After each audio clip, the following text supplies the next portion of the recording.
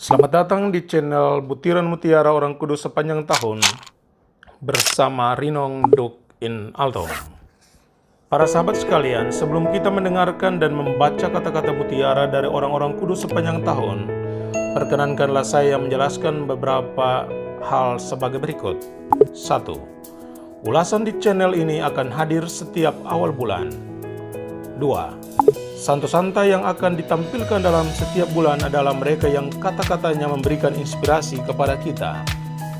3. Isinya informasi singkat tentang kelahiran, hidup, karya, kematian, dan kata-kata mutiara dari orang kudus tersebut.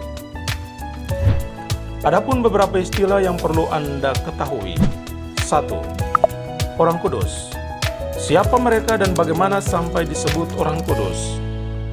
Rasul Petrus mengatakan, mereka adalah orang-orang yang tahu bagaimana hidup secara rohani, tidak menyia-nyiakan rahmat Tuhan yang ada di dalam dirinya setelah memberikan jiwa mereka dengan ketaatan cinta. Rasul Paulus menambahkan, istilah orang kudus ditujukan baik kepada orang-orang yang masih hidup maupun mereka yang telah meninggal dunia.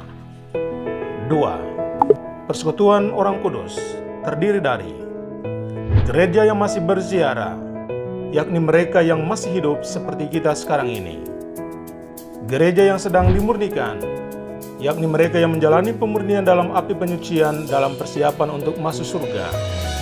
Dan gereja yang berjaya, yakni mereka yang telah berada di surga.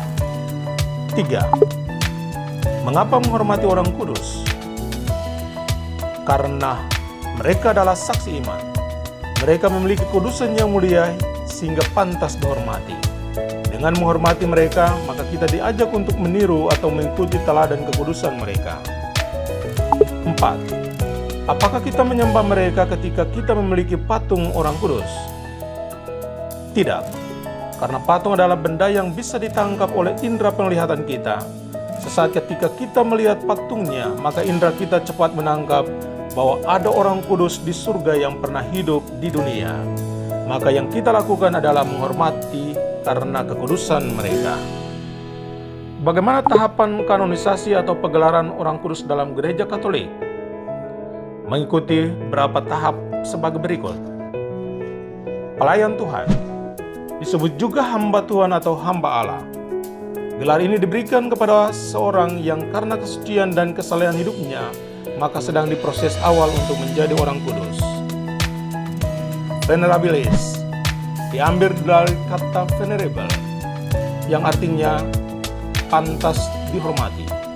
Adalah seorang Katolik yang sudah meninggal biasanya dinyatakan sebagai pelayan Tuhan oleh seorang uskup dan diusulkan untuk beatifikasi oleh paus melalui kongregasi pagelaran kudus. Beatifikasi diambil dari bahasa Latin Beatus, yang artinya yang berbahagia, adalah suatu pengakuan atau pernyataan yang diberikan oleh gereja kepada orang yang telah meninggal bahwa orang tersebut adalah orang yang berbahagia. Orang yang mendapatkan gelar ini untuk laki-laki disebut Beato, sedangkan untuk perempuan disebut Beata. Santo dan Santa. Gelar ini diberikan kepada seorang yang terbukti menjalani hidup dengan kebajikan yang heroik. Santo untuk laki-laki dan Santa untuk perempuan. Pengaku iman adalah sebuah gelar yang diberikan oleh gereja kepada orang kudus yang telah menderita penganiayaan dan penyiksaan, tetapi tidak sampai pada titik kemartiran atau meninggal dunia. 7. Pujangga gereja atau doktor gereja. Gelar ini diberikan oleh paus atau konsil ekumenis kepada seorang yang tulisan atau ajarannya memiliki kontribusi yang sangat besar dalam pemahaman dan pengembangan ajaran gereja Katolik sepanjang masa. Dalam gereja Katolik ada sekitar 30 doktor atau pujangga gereja, misalnya Santo Agustinus dan Santo Thomas Aquinas. Bapak Gereja adalah sebutan bagi para teolog dan filsuf yang berpengaruh dan hidup di era awal gereja. Secara khusus sebutan ini diberikan kepada mereka yang hidup pada 5 abad pertama dalam sejarah kekristenan. Misalnya Santo Ambrosius dari Milan dan Santo Athanasius. 9. Martir adalah seorang yang berani berjuang hingga mati demi membela iman dan kepercayaannya terhadap Yesus Kristus, misalnya martir Santo Stefanus. 10. Paus, uskup, imam, dan perawan adalah jabatan yang dikenakan pada orang kudus tertentu yang selama hidupnya dikenal sebagai paus, uskup, imam, atau perawan.